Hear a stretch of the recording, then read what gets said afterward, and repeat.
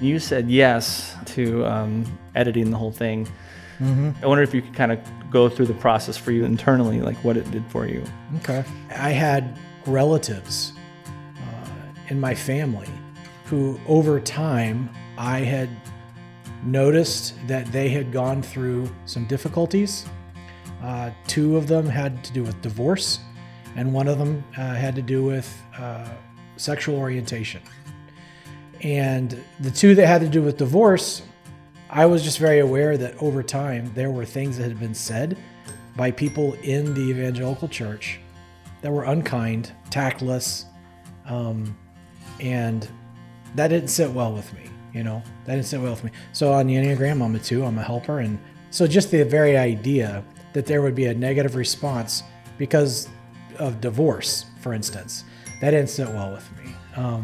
And then my cousin, and her name's Kim, she came out to me over 10 years ago at a wedding.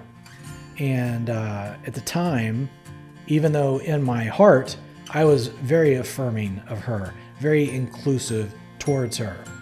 But I spent many, many years relationally silent. Reverend Naomi talks about that, right? That there's a silence where we do not acknowledge the existence of people, and that is as damning as demonizing their existence.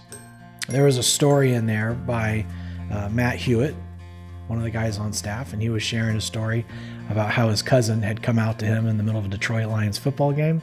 And he ended that section by saying that I am not going to just be an ally, I'm going to be an accomplice.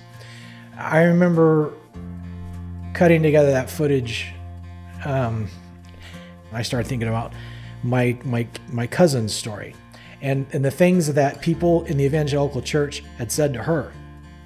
And I just thought, I can't do that anymore. My goal was to help you as best I could to shine a light on these stories so that others would listen. And and here I am working on it, and I'm listening. I'm listening in ways that I would have been willing to for probably a very long time, but the timing was just right. Everything that I feel is not against or angry at even the evangelical church that I was brought up in. I want to be loving to all people, all people.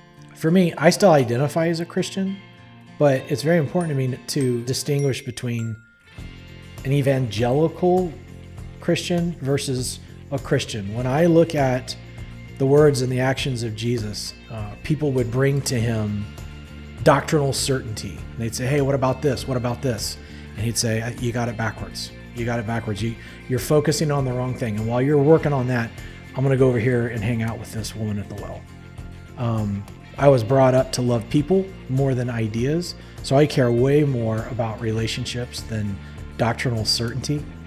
The lives of these people, and by that I mean they're willing to walk into a building and just hope that they're not going to be an issue. What I gained from this, from my life, and as a person who wants to continue to identify as a Christian, I can't do it the way I did it before. I have to now try to do it based on some of these new experiences. Once you do that, there's no going back. There's no going back.